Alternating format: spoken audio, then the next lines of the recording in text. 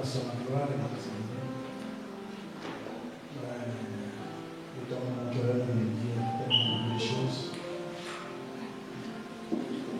Un père, un grand frère. J'avais chaque enfant à sa parce que nous asseoir.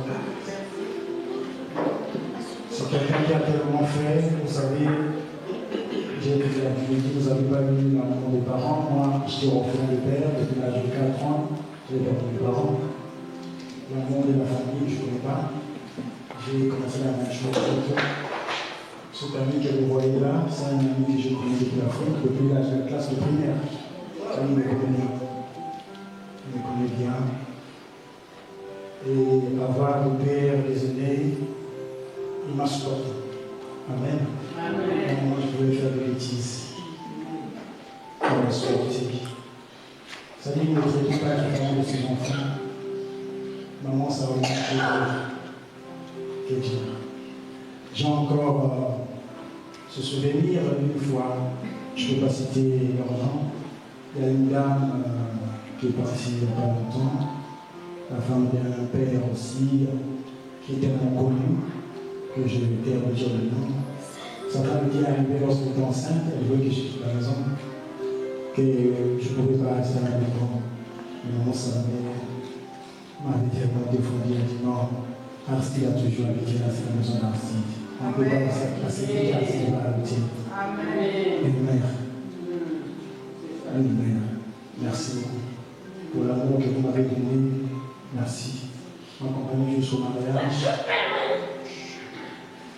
Je sais que parfois c'est difficile. Parfois les gens sont nombreux. Parfois les gens oublient. Mais Dieu n'oublie pas. Je sais qu'il a eu des souvenirs. Il a eu des souvenirs. Est-ce qu'on va acclamer pour ces personnes?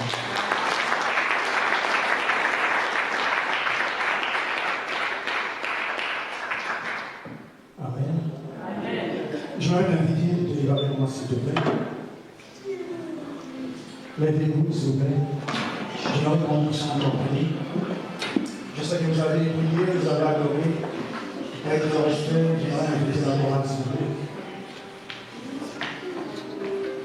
Je voudrais que juste que tu puisses prier. Comme j'ai dit, le thème de mon message, c'est les 4 raisons qui ont poussé à la prosternation. Je pourrais pas débuter mon message en étant reconnaissant envers Dieu. J'aimerais juste que tu puisses m'oublier à cet instant. Tu puisses oublier ton mari, ton enfant. Regarde ce que tu as fait dans ta vie depuis la dernière fois. Il y a des gens qui sont dans la vie. Il y a eu peut-être le haut et le bas. Il y a eu des situations. Et jusqu'ici, l'Éternel a été fidèle. Le Seigneur ne t'a pas abandonné. Je veux juste que tu puisses élever ta voix, dire à Dieu merci. Nous sommes au dernier virage de l'année prochaine. Bien, il y a des gens qui ont bien commencé, mais à la fin, ils sont pas arrivés. Mais toi, le Seigneur t'a fait du bien. J'aimerais juste que tu élèves ta voix, commence à dire merci à Dieu. Souviens-toi, tu cherchais quelque chose que tu n'as pas encore eu. Je suis reconnaissant. Je n'ai pas encore, mais je suis reconnaissant. Le plus beau cadeau que l'homme peut avoir, c'est le souffle de vie. Ce matin, tu peux tout manquer. Aussi longtemps que tu as le souffle de vie, cela te pousse à espérer contre toute espérance. Et c'est encore possible. Amen. Commence à dire merci à Dieu. Dieu merci parce qu'il t'a gardé jusqu'ici. Dieu merci parce qu'il y a plusieurs personnes qui sont sorties, qui ont eu des accidents. Le Seigneur t'a gardé, le Seigneur t'a fait du bien. Combien ça coûterait? Oui, on peut monter ta voix, Dieu merci. Merci.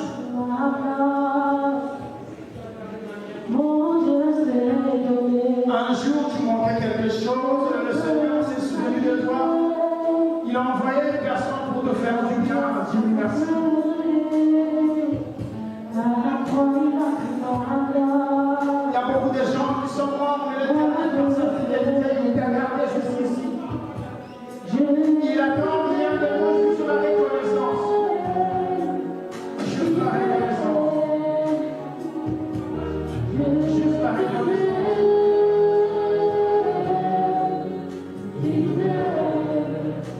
Mon Jésus, mon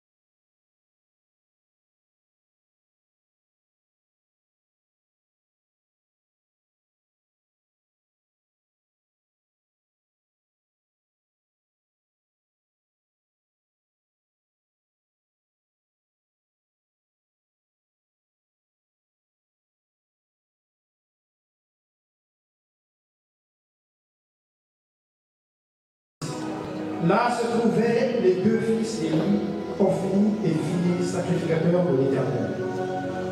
Le jour où Elkana offrait son sacrifice, il donnait des portions à Pénina, sa femme, et à toutes les filles qu'il avait aimées. Mais il donnait à Anne une portion double, car il aimait Anne, que l'Éternel avait rendue stérile.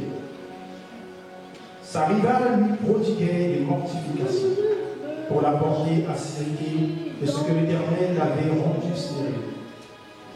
Et toutes les années, il en était ainsi. Chaque fois qu'Anne montait à la maison de l'Éternel, Pénina la mortifiait de la même manière. Alors, elle pleurait et ne mangeait point. Elkana, son mari, lui disait: Anne, pourquoi pleures-tu et ne manges-tu pas? Pourquoi ton cœur est-il attristé? Est-ce que je ne vaux pas pour toi mieux que 10 fils? Anne se leva après que l'on eut mangé et but à Silo. Le sacrificateur Élie était assis sur un siège près de l'un des poteaux du temple de l'Éternel. Et l'amertume dans l'âme. Elle pria pour l'Éternel et versa de pleurs. Elle fit un vœu en disant: Éternel, des armées, si tu daignes regarder l'affliction de ta servante, si tu te souviens de moi et n'oublie point ta servante, et si tu donnes à ta servante un fils, je le consacrerai à l'Éternel pour tous les jours de sa vie. Et le rasoir ne passera point sur sa tête, quand elle restait longtemps en prière devant l'Éternel. Élie observa sa bouche. Anne parlait dans son cœur et ne faisait que remuer les lèvres. Mais on n'entendait point sa voix, et lui pensa qu'elle était ivre. Il lui dit: Jusqu'à quand seras-tu dans l'ivresse? Fais passer ton vin. Anne répondit: Non, mon Seigneur, je suis une femme qui souffre en son cœur, et je n'ai bu ni vin, ni boisson, et ni vente. Mais je répondais mon âme devant l'Éternel: Ne prends pas ta servante pour une femme pervertie, car c'est l'excès de ma douleur et de mon chagrin qui m'a fait parler jusqu'à présent. Il lui reprit la parole et dit: Va en paix, et que le Dieu d'Israël exauce la prière que tu lui as adressée. Elle dit: Que ta servante trouve grâce à tes yeux. Et cette femme s'en alla, elle mangea, et son visage ne fut plus le même. Ils se levèrent de bon matin, et après avoir adoré l'Éternel, ils s'en retournèrent et revinrent dans leur maison à Rama. Et Elkana connut Anne sa femme, et l'Éternel se souvint d'elle. Dans le cours de l'année, Anne devint enceinte. Elle enfanta un fils qu'elle nomma Samuel, car dit-elle: Je l'ai demandé à l'Éternel. Parole du Seigneur. Amen.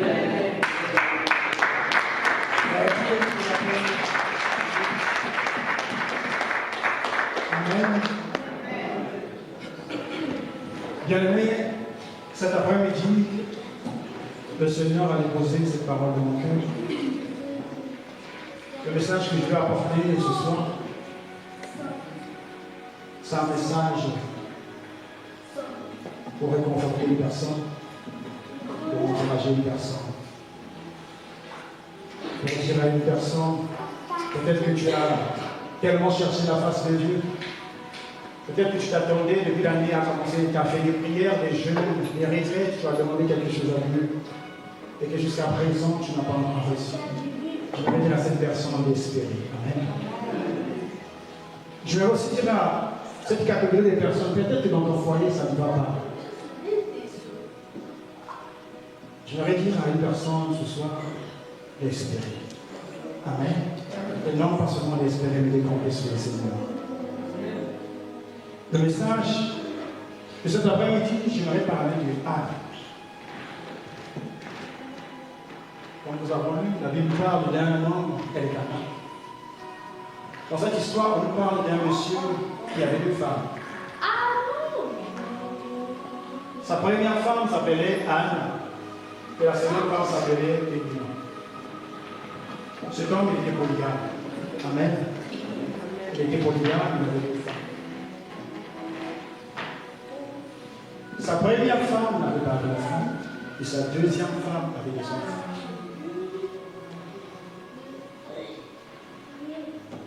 La première femme, c'était Anne. Anne, en hébreu, grâce. Amen. Grâce. Et Pénina qui nous dit perle, bijou, la chose qui brille. Amen. Écoutez-moi, Église de Dieu, je voudrais vous dire, il arrive parfois dans la vie, on a la grâce de Dieu, on ne vit pas cette grâce. Amen.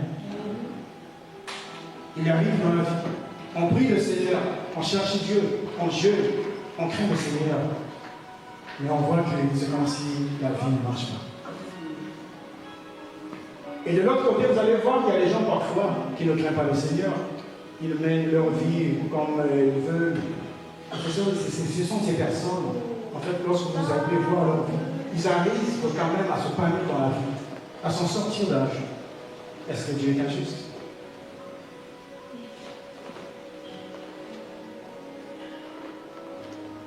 La Bible parle de cette femme qui n'avait pas d'enfant.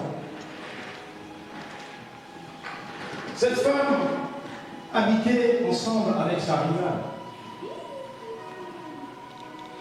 Mais ce que j'aime dans cette parole,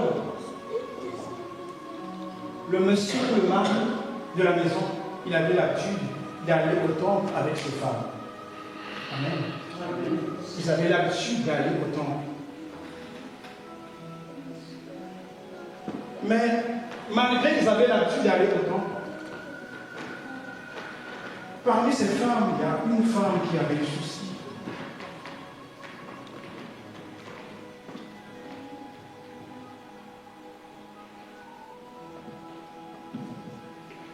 Cette femme ne pouvait pas concevoir. Elle ne pouvait pas avoir d'enfant. Vous savez, lorsqu'on ne pouvait pas avoir d'enfant, on était dans l'incapacité de produire la vie. Et de l'autre côté, sa rivale avait des enfants. Et sa rivale, qu'est-ce qu'elle faisait? Chaque fois que cette femme, Anne, pouvait prier, pouvait adorer, pouvait aller au temple, sa rivale se mettait à rigoler, à le critiquer, à se moquer. Il y a une personne dans cet après-midi qui est là, qui attend de l'Éternel quelque chose. Ça fait longtemps que tu pries. Les gens te regardent et te pointent du doigt. Le mariage ne va pas, on te critique. Elle a l'habitude d'échanger les maris. Qu'est-ce qui ne va pas?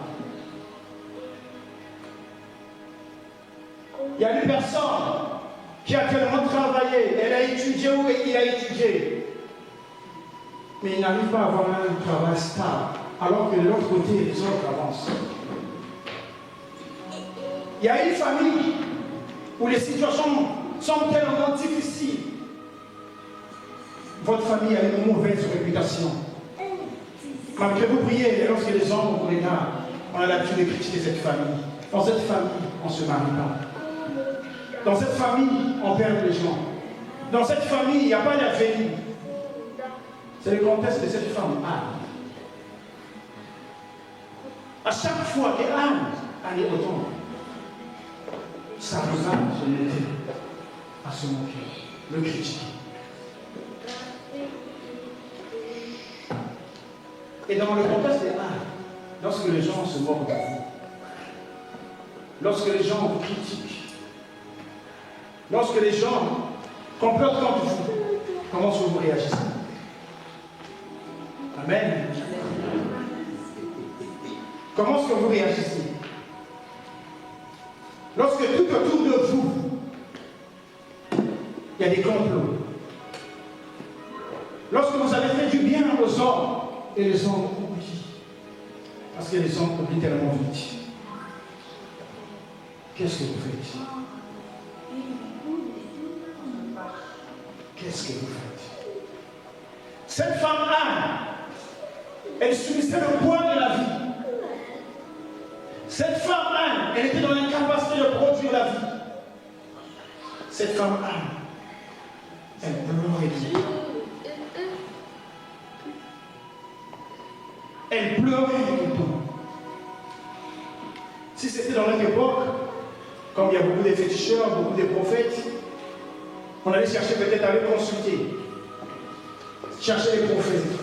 Mais cette femme, elle restait ferme, patiente, malgré les pleurs, malgré qu'elle ne voyait pas, mais elle était tout le temps au temple.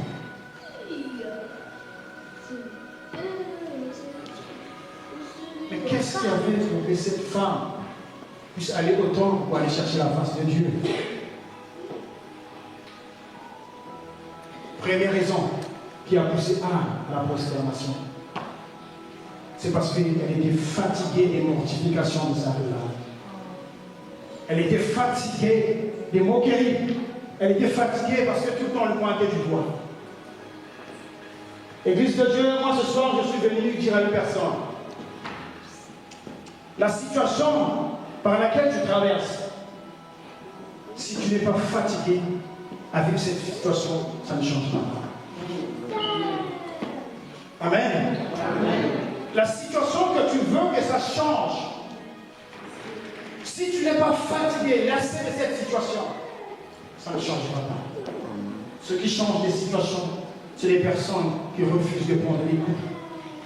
Les personnes qui ont trop enduré et qui prennent la décision pour dire que je veux que ça change. Cette femme, elle pleurait. Cette femme, elle pleurait. Elle cherchait Dieu. Elle pleurait. Il n'y avait pas de solution. Mais elle n'avait pas le choix. Elle habitait dans la même maison que sa rivale. Elle savait que même si je vais au temple, en rentrant à la maison, on va se moquer de moi. Mais cette femme, elle avait avancé. Elle a dit non. La situation a trop duré. La situation a trop duré. J'ai trop subi l'injustice. Elle a pris la décision d'aller au temple. Mais elle avait l'habitude d'aller au temple. Elle avait l'habitude d'aller au temple avec son ami. Mais cette fois-ci, elle les allait différemment dans le temple. Oui, tu es là ce soir, tu es venu ici. Avec quelle motivation?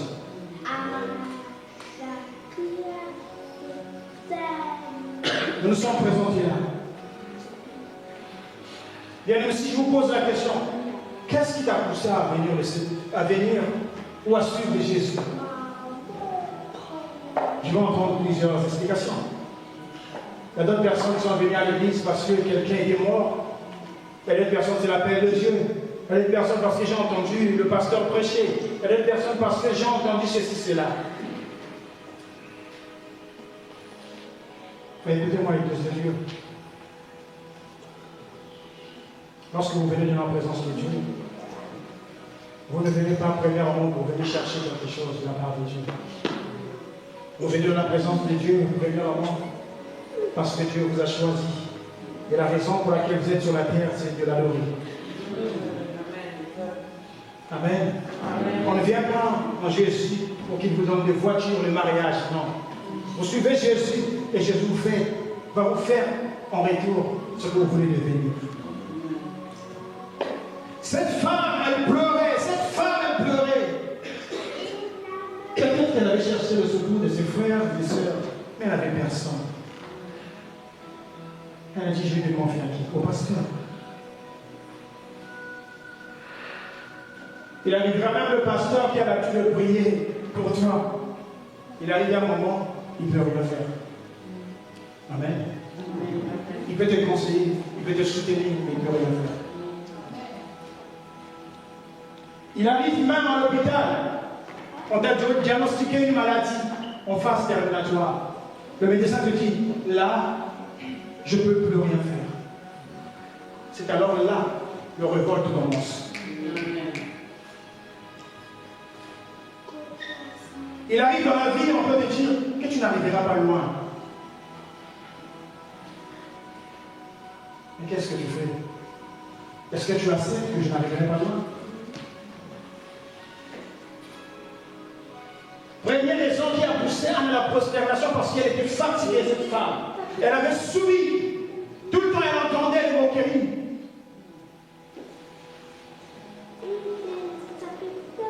Je pense qu'elle pouvait se demander, non, attends, quel est le Dieu que j'ai tout le temps dans la présence de Dieu pour aller chercher? Allez aller au temple pour aller chercher la face de Dieu. La Bible déclare, ceux qui s'approchent de Dieu, lui s'approche de lui. Dieu ne peut pas s'approcher de toi, mais si tu es loin de lui.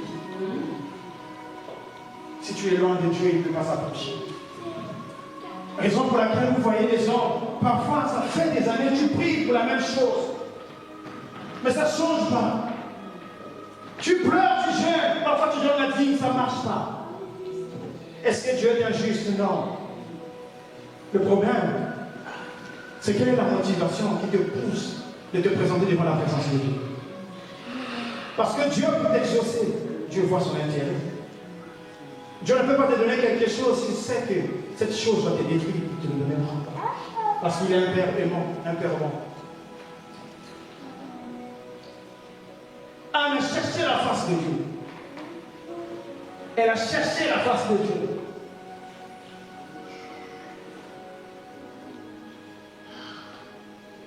Mais il n'y avait pas de nos jours de souci.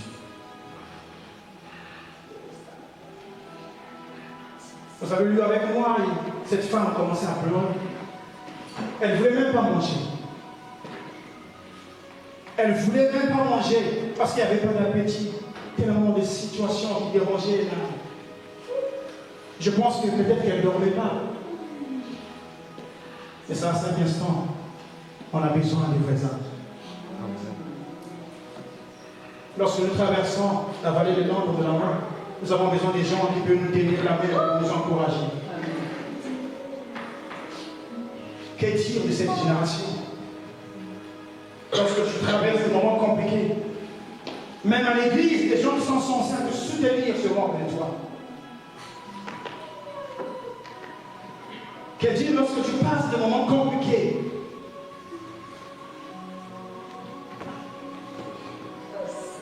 Que dire des hommes dans le foyer, lorsque ça ne va pas, qui sortent dehors pour aller tromper?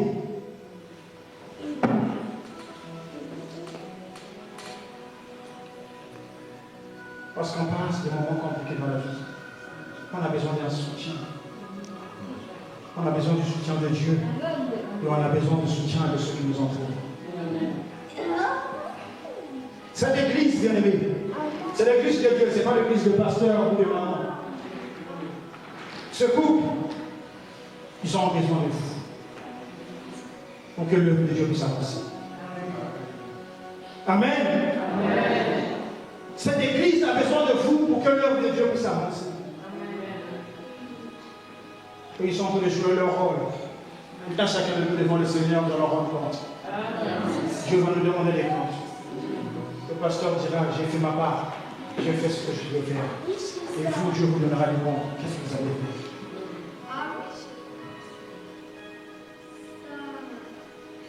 Qu'est-ce que vous avez fait? L'une des raisons que Dieu nous a créés avec deux bras.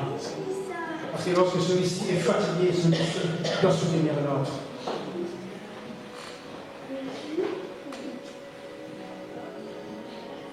Anne était tellement triste.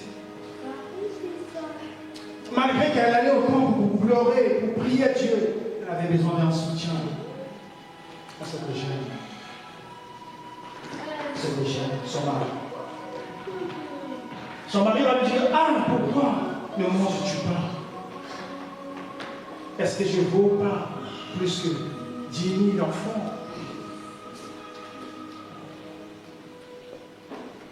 Est-ce que c'était toi, lorsque tu passes un moment compliqué, et que ton mari te disait que pourquoi tu te déranges pour cette situation? Est-ce que moi, ma présence n'est pas là pour te faire du bien? Je pense que tu vas dire, tu vas insulter, tu vas te dire que tu te manques de moi. Je passe des moments compliqués, toi tu me dis que ta présence vaut mieux que ça. Amen. Amen. Mais cette femme, lorsqu'elle a entendu la voix de son mari, or Elkanah est l'image du Saint-Esprit. Lorsque nous passons à des situations compliquées, nous avons besoin de la présence de Dieu pour nous soutenir, pour nous forger. Le Saint-Esprit est le consolateur. Lorsque ça ne va pas, vous avez besoin de la présence de Dieu. C'est l'Esprit de Dieu qui vous donne la force de se maintenir. C'est le Saint-Esprit qui vous donne la force de prendre la bonne décision. Il y a beaucoup de gens bien aimés. Malheureusement, nous sommes morts parce qu'ils n'étaient pas patients. Beaucoup de gens, malheureusement, sont allés toucher les fétiches parce qu'ils voulaient tellement gagner vite. Que dire de notre génération? Beaucoup de jeunes filles, aujourd'hui, vous voyez sur Internet partout, ont choisi la facilité parce qu'ils manquent de la patience. Écoutez-moi, l'Église de Dieu. La patience avec Dieu, c'est le temps que Dieu prépare bien les choses. Si Dieu sait que vous n'êtes pas prêt à recevoir cette chose, il prendra le temps qu'il faut parce qu'il vous aime.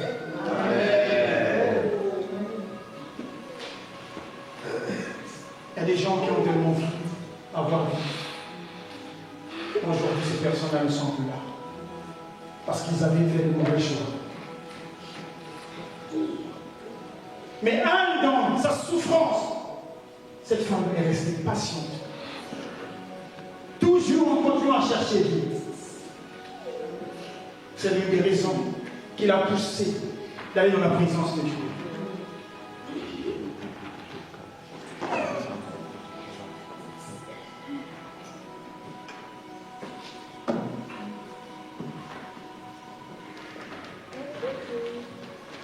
Anne suffisait.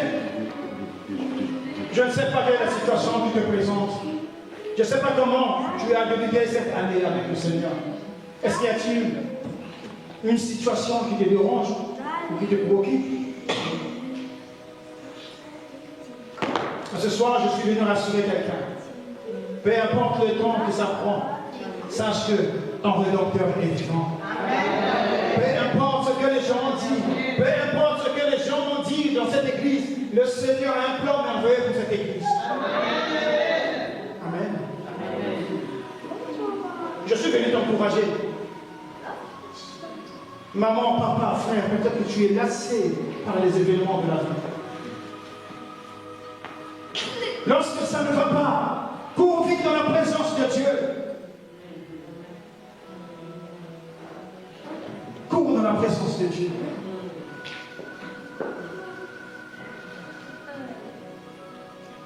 Parce que dans la présence de Dieu, c'est là qu'on apprend. Dans la présence de Dieu, c'est là que le Seigneur nous parle de ce qu'il veut faire avec nous. Exode 3, Moïse se trouve au désert. Celui qui était prince. Celui qui pouvait donner les ordres. Celui en qui on pouvait se prosterner. Un jour se trouve au désert, là où il n'y a personne. Il n'y a que des brebis, des bétails. Il n'y a que l'herbe. Il n'y a que des oiseaux. Livrés à lui-même. C'est alors qu'il fait la rencontre avec Dieu. C'est souvent lorsque ça ne va pas. Lorsqu'on est seul, on est fatigué. Il n'y a plus personne. Lorsqu'il n'y a plus d'espérance. C'est alors qu'on fait la rencontre avec le Père. C'est là qu'on fait la rencontre avec le Père. Vous savez, parfois, lorsqu'on est là, il y a du monde. Et parfois, ça serait difficile pour toi d'écouter la voix du Maître.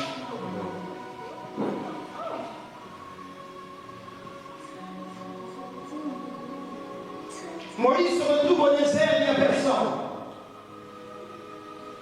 Et de l'autre côté, le Seigneur a besoin de faire quelque chose en Égypte. Il y a un peuple qui souffrait. Le Seigneur avait besoin de quelqu'un. Le Seigneur a pris soin d'enlever Moïse en Égypte et l'emmener, le conduire jusqu'au désert. Parce que c'est là qu'il devait le préparer pour l'avenir de l'Égypte. C'est là que Moïse a eu le plan comment faire sortir les enfants d'Israël dans l'esclavage. C'est là que le Père s'est révélé en lui. Je suis le Dieu de tes pères.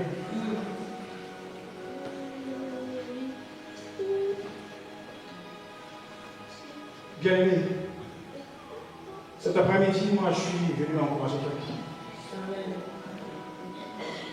Je suis venu t'encourager. Peut-être que tu attends l'année à débuter, tu as demandé. Il y a des moments, parfois, tu te plains, tu te dis, mais tout le temps, on fait des jeux, mais ce que je cherche là, ça fait des années. Tu n'arrives pas à trouver. Tu commences à appeler les gens pour raconter ton histoire. Écoute-moi, je vais te décevoir. L'homme ne peut rien faire dans ta vie. Amen. L'homme ne peut rien. Pour que Dieu, l'homme puisse te faire du bien, Dieu doit toucher le cœur de la personne. Et Dieu bénit l'homme par l'homme. Pour te faire du bien, Dieu utilise les hommes. Raison pour laquelle, je m'arrête dire, tu dois savoir garder les relations. Protège les relations dans la vie. Protège les relations dans la vie. Amen. Maman, toi qui as l'habitude, tu t'en fiches de tout le monde. Protège les relations dans la vie.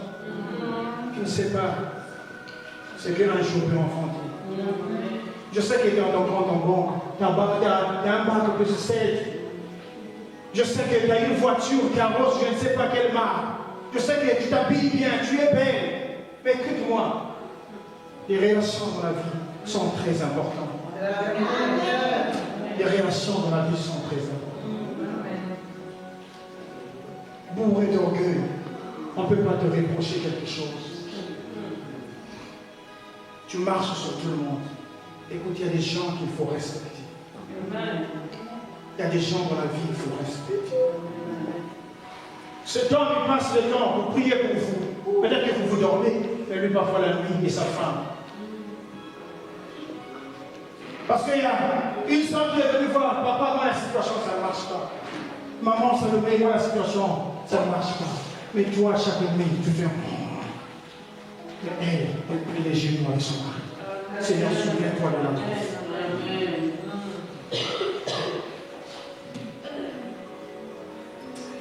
Je vous supplie, l'Église de Dieu. Le jeune homme qui vous parle en France, je sais de quoi je vous parle.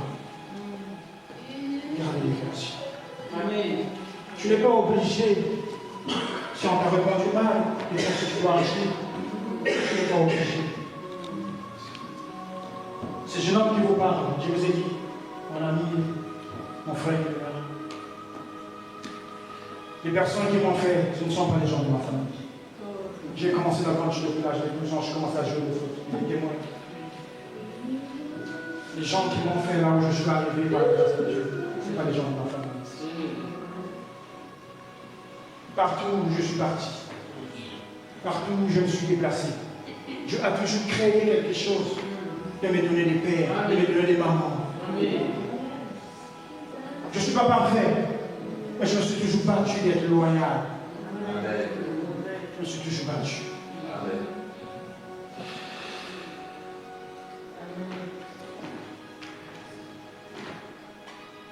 Anne était fatiguée. Anne se retrouve au temple. Elle n'avait plus le mot. Vous savez, lorsque vous êtes fatigué, lorsque vous êtes épuisé par des événements, des situations de la vie, parfois vous ne savez plus comment prier. Il y a tellement d'amertume. Vous avez tellement demandé à Dieu. Vous avez fait toutes les sortes de prières, bien aimés. Vous êtes épuisé. Vous remettez à genoux, parfois vous pleurez. Et les gens vous regardent. Celui-là, vous êtes là. Elle fait que pleurer. Chaque fois, il vient au temple et elle fait que pleurer. Demandez à Anne, elle est passée par là.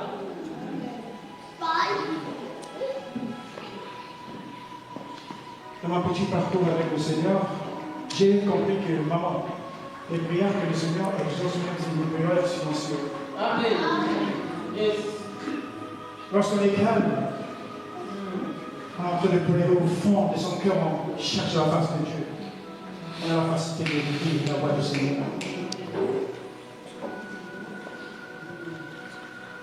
Les gens parfois, les gens crient, ils parlent. Lorsqu'il y a le mouvement, priez. Chacun dit, parfois certaines personnes copient les prières des autres. Mais lorsqu'on est calme,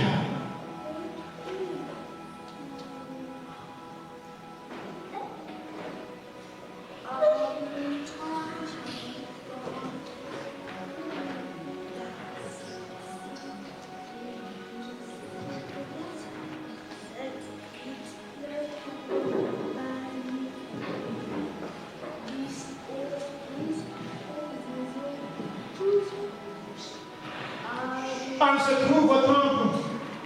Elle prie, elle pleure, elle cherche la face de Dieu. Pour Anne, elle se disait, il n'y a plus d'espérance. J'ai tellement prié, j'ai tellement cherché Dieu. J'ai tellement cherché Dieu, c'est comme si la situation ne change pas. C'est alors que là, le livre de Lamentation intervient. Les bontés de l'Éternel ne sont pas épuisées. Elles le renouvellent chaque jour. Chaque jour de votre vie est une portion de bénédiction que Dieu a prévue pour vous.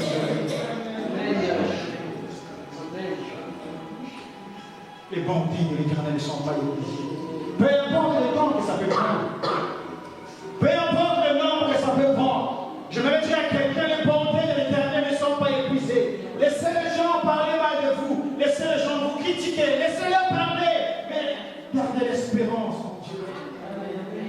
Le Dieu qui vous a créé, il a tellement un plan merveilleux pour vous que vous-même vous ne connaissez pas.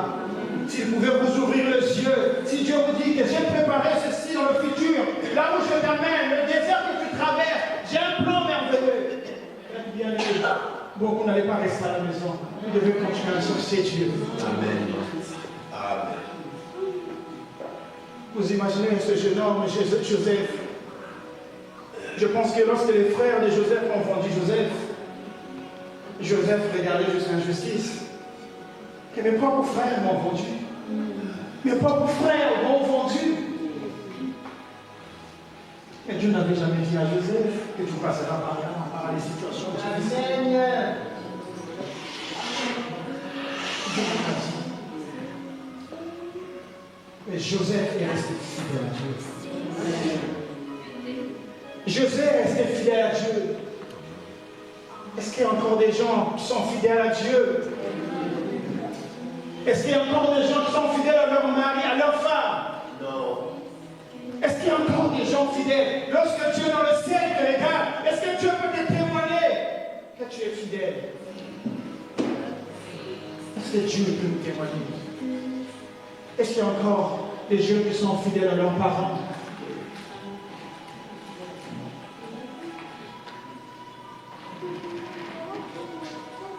Joseph vendu comme esclave. Vous pouvez imaginer tes propres frères t'ont vendu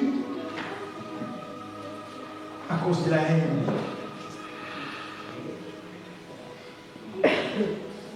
À cause de la haine. Pourquoi tant de haine dans l'église? Pourquoi tant de haine? L'église d'aujourd'hui, pourquoi tant de haine? Juste à cause, parfois des postes, se mettre debout. Pourquoi tant de haine dans l'église? Je vous supplie. Oui, ce soir, moi, je n'ai pas amené un message qui va te faire du bien. Mon but avant, c'est que un jour, toi et moi, on se rencontre au ciel. C'est mon but, mon objectif. Je suis fatigué des vivres, bien aimé. De voir des gens, bien aimés, faire semblant. Et je suis fatigué. Fatigué de ces personnes-là. En face de toi, vous parlez bien, mais derrière, quelqu'un va te voir la vie. La personne que je n'attendais pas. Pourquoi tant de haine, l'Église de Dieu? Christ nous a pas appelés pour ces choses. Christ ne nous a pas appelés pour ces choses. Ce n'est pas en restant debout, en prêchant. Ce n'est pas en restant debout, en chantant, qu'on vous reconnaîtra que vous êtes disciples de Dieu. Non, bien-aimés. C'est lorsque vous allez manifester l'amour de Dieu. C'est par laquelle on reconnaîtra que vous êtes disciples de Dieu. Et Christ est bien venu pour vous. L'amour a disparu dans l'Église. L'amour a disparu dans l'Église. Pourquoi, Guy? Pourquoi?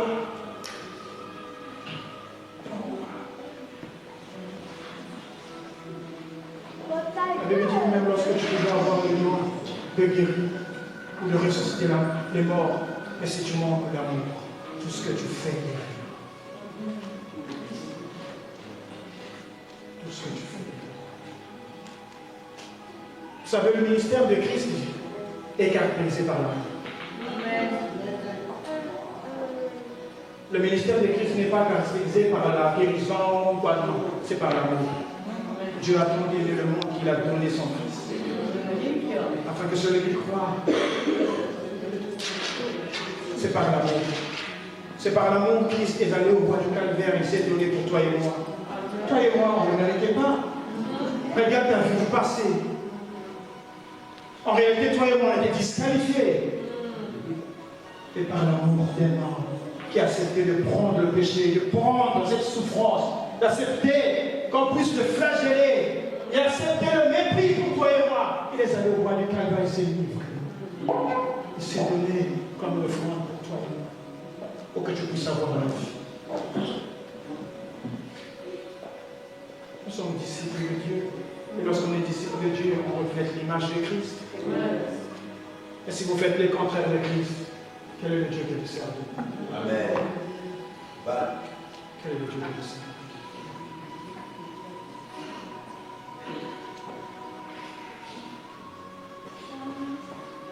Anne était fatiguée. Anne se trouve au temple. Cette femme avait l'amertume dans son cœur. Elle pleure. Elle pleure. L'homme de Dieu se trouvait au temple. L'homme de Dieu s'approche de lui et lui dit: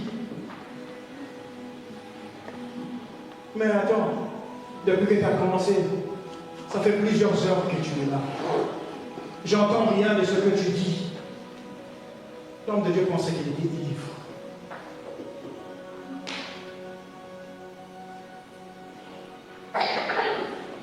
Le prophète Élie pensait qu'il était ivre. Mais cette femme était là en train de chercher la face de Dieu. Cette femme, elle avait l'amertume dans son cœur. Cette femme voulait voir la présence de Dieu. Elle voulait voir la face de Dieu.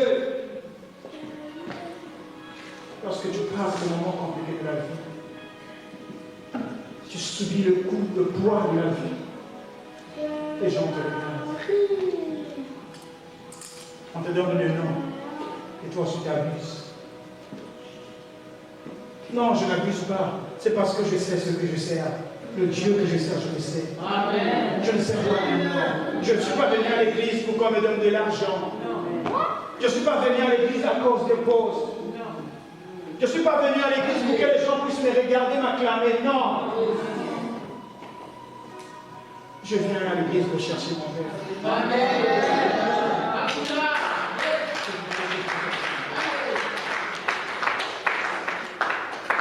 Ce que les hommes oublient, peut-être que toi, tu as quelqu'un, tu peux espérer que tu peux appeler pour te donner de l'argent. Peut-être que tu as quelqu'un qui peut te soutenir. Peut-être que tu as un mari qui a les moyens. Mais nous autres, là, nous avons que Jésus. Nous avons que Jésus. Voilà pourquoi lorsque je viens au temple, je me mets à genoux là, je pleure. Laisse-moi pleurer. Laisse-moi pleurer. Laisse-moi pleurer.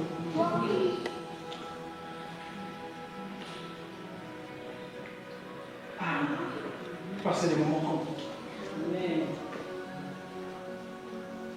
Et pendant ce moment, cette femme, avec quelqu'un de bien son mari, pour la réconforter. On a dit, c'est vrai que je sais que tu passes des moments compliqués, mais tu peux compter sur moi. Mange par ma défense. mange pour avoir une force. La Bible déclare que lorsque cette femme a mangé, elle a quitté le temple et elle a mangé. Et son visage était plein. Parce qu'on ne peut pas rentrer dans la présence de Dieu et sortir quelqu'un de rentrer. Lorsqu'on rentre dans la présence de Dieu, bien-aimé, peu importe les situations, on sort victorieux dans la présence de Dieu. On peut rentrer dans la présence de Dieu en étant malade. Lorsqu'on sort, on sort avec la guérison, bien-aimé. Et cette femme, elle était rentrée avec des situations. Et lorsqu'elle est sortie, elle n'était plus le même. Elle n'était plus le même. Parce qu'elle était allée rencontrer la personne qui était capable de changer sa vie.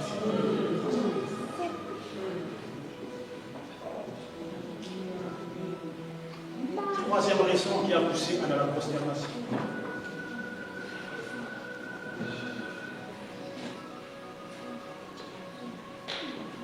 Est-ce que tu peux acclamer pour le Seigneur?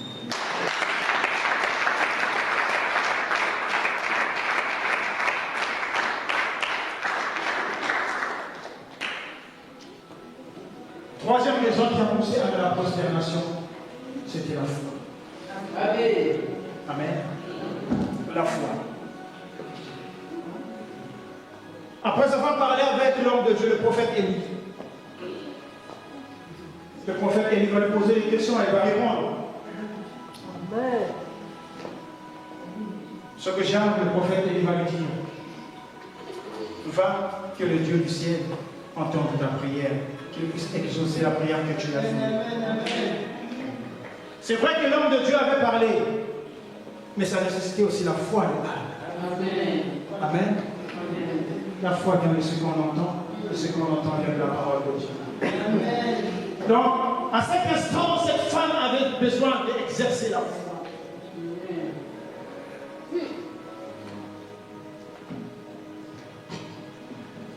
Cette femme avait besoin d'exercer la foi.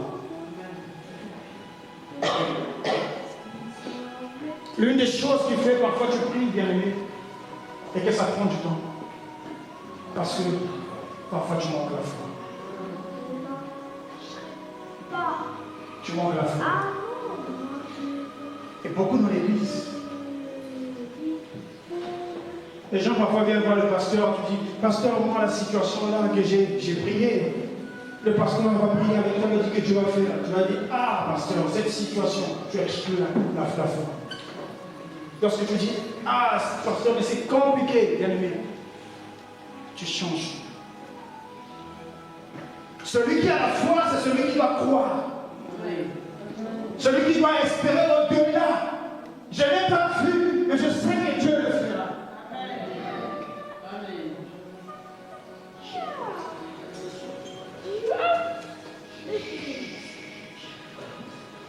Dans Matthieu le 4, les disciples, ils arrivent un jour avec Christ, ils étaient dans la barque, il y avait une grande tempête. Elle lui déclare à quel point Christ dormait sur la peau. Il y avait eu la tempête qui menaçait. Les disciples dans la barque, ce jour-là, ils ont cheminé avec le Seigneur. Ils ont commencé le parcours avec le Seigneur. Et ce jour-là, ils avaient oublié que dans la barque, il y avait quelqu'un qui avait la capacité de maîtriser la tempête. Oh, Jésus. Alléluia. Ils avaient oublié. Les disciples avaient vu Jésus faire des miracles, guérir les malades, ressusciter les morts. Mais ce jour-là, lorsque la situation est arrivée, les disciples ont oublié que Christ avait la capacité de calmer la tempête. Lorsque vous passez la vallée de l'ombre de la mort, qu'est-ce que vous faites? Qu'est-ce que vous faites? Lorsque les situations dépassent votre entendement, qu'est-ce que vous faites? Lorsqu'en couple ça ne marche pas, qu'est-ce que vous faites? Est-ce que vous pleurez? Lorsque ça ne va pas, c'est alors qu'on va exercer la foi. Mais non pas quelle foi, non pas la petite foi. Non pas la petite foi. Les disciples, ils ont vu de leur entre la part, ils étaient dans la capacité. Ils ont commencé à crier, nous allons mourir, nous allons périr, nous allons périr. Mais Christ, il est là. Christ est là. Christ est là. Écoutez-moi, le but de la tempête, ce n'était pas pour les détruire. Le but de la tempête, ce jour-là, n'était pas pour les détruire. Le second verset, le second chapitre de ce verset va dire ceci. En débarquant de l'autre côté, il y avait un fou qui était habité avec un certain légion de démons. Lorsqu'on parle d'un légion, ça veut dire qu'un bâton qui pouvait contenir au moins 50 000. Donc ce n'est pas n'importe qui devait chercher ces démons-là. Voilà pourquoi ce jour-là, Christ a refusé de se réveiller pour tester leur niveau de foi. Parce que pour chasser ces démons, ça nécessitait une dimension de foi plus élevée. Voilà pourquoi la tempête a surgi ce jour-là. Christ voulait tester. Si vous n'avez pas la capacité de calmer la tempête devant quelqu'un qui contenait plusieurs esprits mauvais, qu'est-ce que vous allez faire? Devant une situation qui dépasse un moment de monde. Comment vous allez résoudre cette situation? Il y a des moments où la science ne peut plus.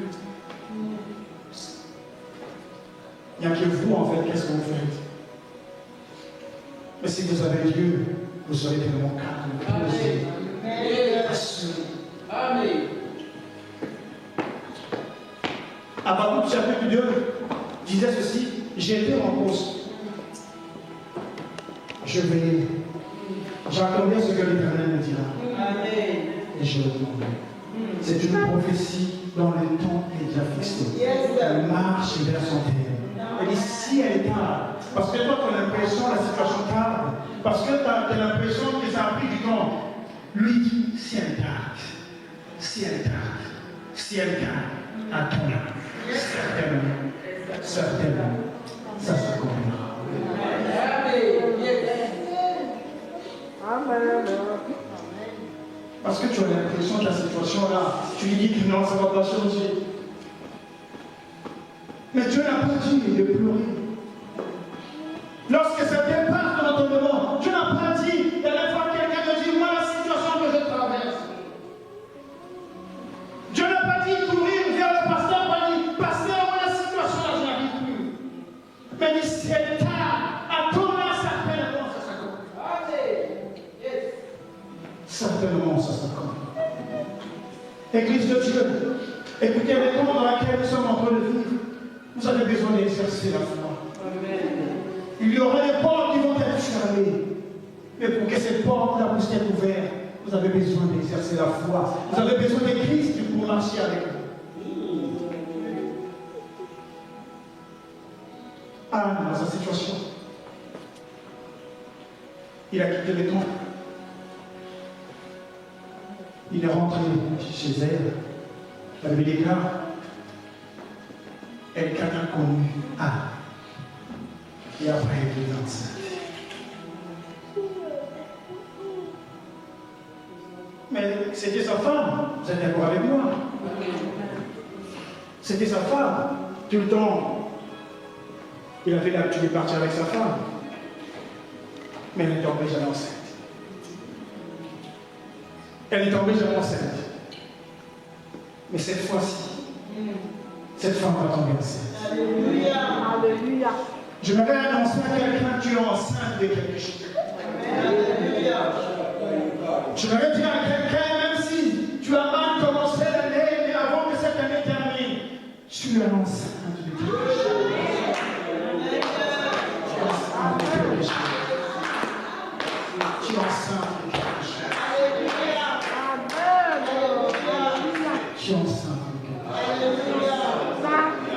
Laisse les gens parler. Laisse les gens parler. Laisse les gens parler. Je vais te dire que tu es enceinte de quelque chose. Quelque chose que le Seigneur a prévu que les hommes ne comprennent pas jusqu'aujourd'hui. Quelque chose que le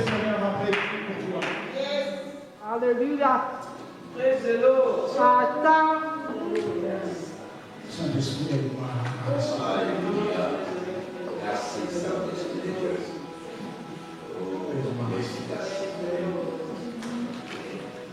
Entre 2016 et 2017, c'était le moment le plus sombre de ma vie. Je n'avais pas encore fait la rencontre de mon père, celui qui est parti, qui était le jumeau de mon père spirituel. Il a connu cette histoire. Je dormais à l'église. Je n'avais pas encore de dormir. J'avais un cousin.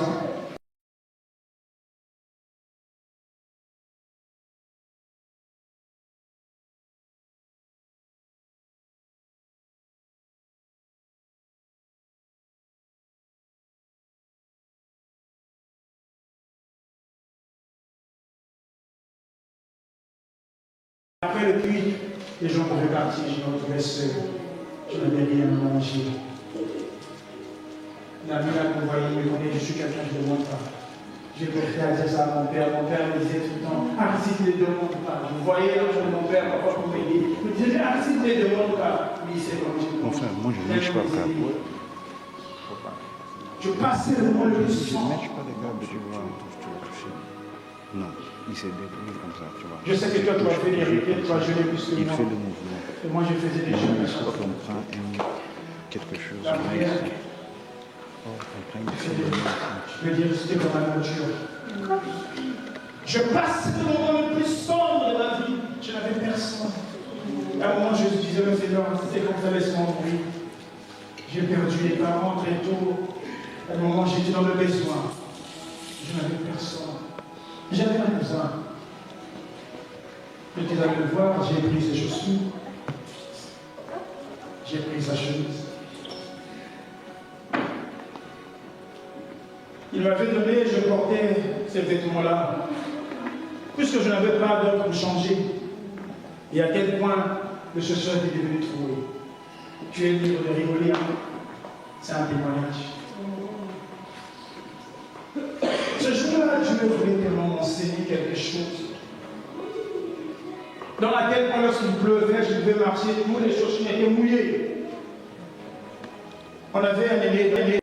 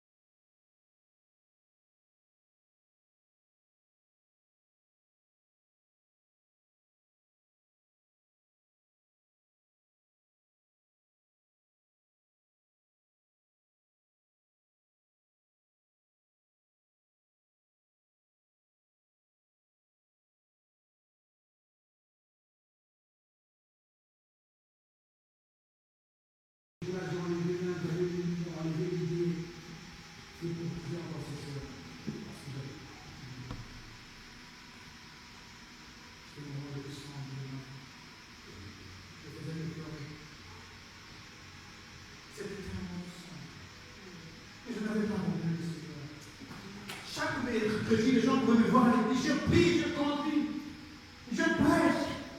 Il n'avait rien à manger. Je pouvais passer parfois une semaine avec des biscuits. Personne ne savait. On avait dit, personne ne pouvait me voir pour les choses. Mon grand sur le Seigneur. Un jour, je pleurais. Je me suis enfermé, j'ai pleuré.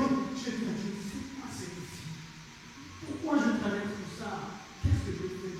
J'ai commencé à réfléchir un peu de péché que j'ai fait, de repasser au croissant. Qu'est-ce que j'ai fait?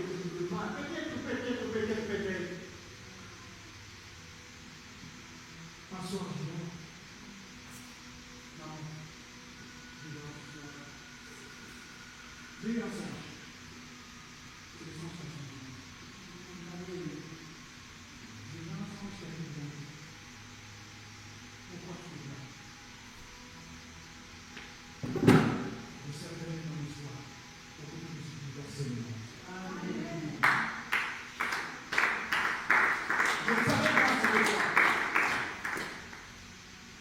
la deuxième fois, je dors. Je fais un peu de mensonge. Ce que l'on veut traverser, c'est de mon plan. C'est de mon plan.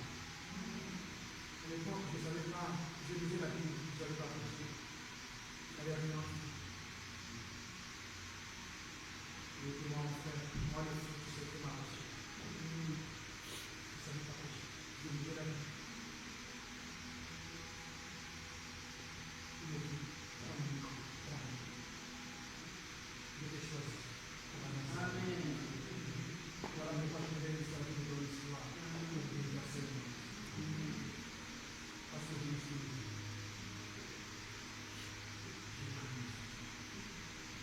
J'ai compris. Je vais différemment. J'ai pris la décision de changer. C'est le jour que j'ai pris la décision de changer de choses. J'ai changé ma façon de voir les choses. J'ai abandonné les amis, j'ai pris le risque d'abandonner certaines personnes. Parce que lorsque vous voulez aller quelque part, vous vous séparez.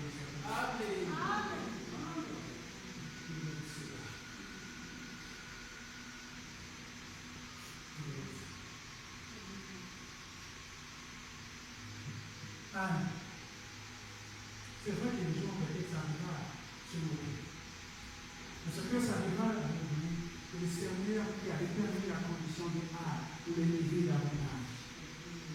Raison pour laquelle dans la vie, on ne parle du prophète Samuel, qui n'a jamais eu un prophète. Lorsque vous êtes dans le plan de Dieu, peu importe le temps que ça doit prendre, ça se dit après. Cette période, Dieu a prévu quelque chose de nouveau.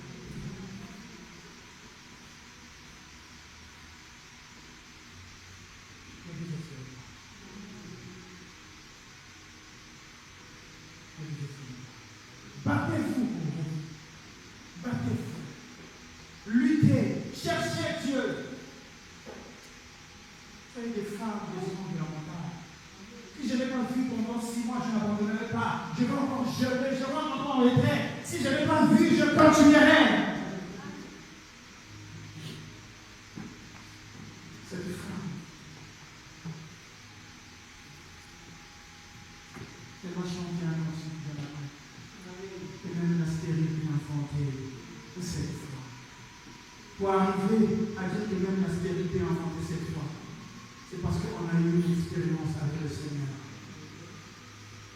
Parce que si vous avez pas une histoire avec Dieu, qu'est-ce que vous allez raconter aux gens?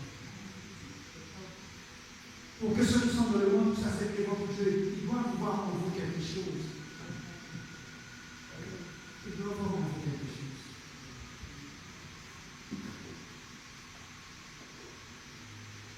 Le temps devient tellement compliqué. Le temps devient tellement compliqué.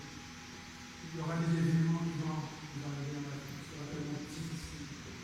Et pendant cette période, ce n'est pas n'importe qui va résister. Ce n'est pas n'importe. Vos enfants vont partir à l'école. Il y aura des situations qu'on va leur montrer. Et pour résister à ces choses, vous devez avoir Christ comme Seigneur et Sauveur. Amen. Ça serait compliqué. Le temps que nous avons vécu, nous avons l'habitude de lire dans l'Ancien Testament, ça va arriver. Il y aura des persécutions. Et ceux qui seront solides, et ceux qui sont fondés sur le Seigneur. Quand vous y verrez en France, regardez ce qui s'est passé. Chaque personne qui apparaît de nulle part, prophète, miracle. Mais Christ a prévu tout cela. Gardez-vous, bien-aimés. Église, gardez-vous.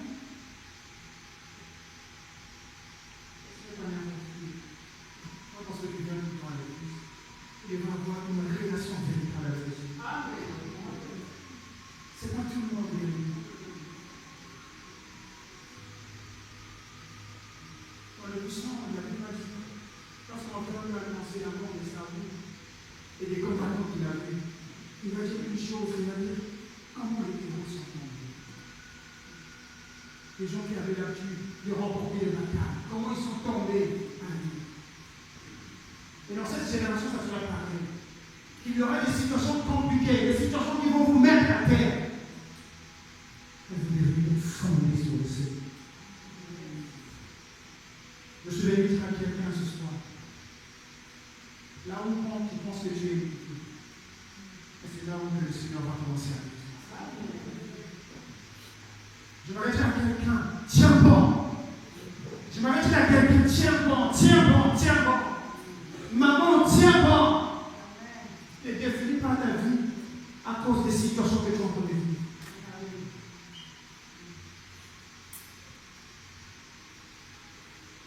Jésus, il a porté ton fardeau. Il a pris ta place à la croix. Tu n'as pas donné subi. À chaque fois, parce que tu auras l'impression que c'est compliqué, ou tu as envie de pleurer, souviens-toi du sacrifice de Christ à la croix. Il s'est fait pauvre pour que tu puisses enrichir. Il n'y a personne qui peut t'empêcher de vivre heureux. Refuse les raisons qui t'empêchent à vivre heureux. Ce soir, Dieu m'avait juste demandé ce soir pour vous citer la famille. Je veux savoir la vie pour tous ceux qui vivent qui a des références. Bon, bien chien vivant qui a des références. Si longtemps que tu es en vie, tu dois espérer. Si longtemps que tu peux espérer, sache que les volontés de Dieu doivent lever chaque matin. Là où tu penses que tu es limité, sache que Christ ne va pas limiter. Il a les paroles de la vie. Ces jours-là, Christ avait fait quelque chose. Et les gens commençaient à l'abandonner, à sortir. Mais il trouve les disciples qui étaient devant. Il dit, pourquoi vous ne pas plus vivants? Pourquoi vous êtes restés? Viens à la prière. Il dit, nous avons personne d'autre. À qui nous rendons? Moi, tu as les paroles de Dieu. Parce qu'il y a les paroles qui restaurent, il y a les paroles qui changent, il y a les paroles qui établissent, qui transforment les destinées. Il est celui qui prend le plus petit et les fait asseoir avec le plus grand. Il prend le meilleur et les positions. Il n'y a point de Dieu comparable à lui. Il est Dieu. Il est Dieu. À chaque fois, il y a une situation d'admirable. À chaque fois que tu seras bien fondé, à chaque fois que tu vas subir le poids de la vie, souviens-toi qu'il y a quelqu'un qui a payé le prix. Je sens le Saint-Esprit. Laisse-toi avec moi, je sens la présence de Dieu. Laisse-toi avec moi, je sens la présence de Dieu. Je sens la présence de Dieu, je sens la présence de Dieu. La présence de Dieu est là. La présence de Dieu est là. Sois juste sensible. La présence de Dieu est là. La présence de Dieu est là. La présence de Dieu est là. Il est là. Il est là. Il est là pour toucher, pour changer. La présence de Dieu est là pour bouleverser les destinées.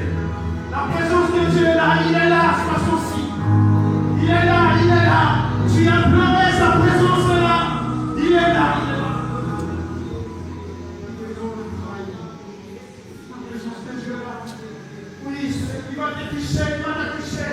Il est capable de bouleverser, de changer cette situation. Il est capable.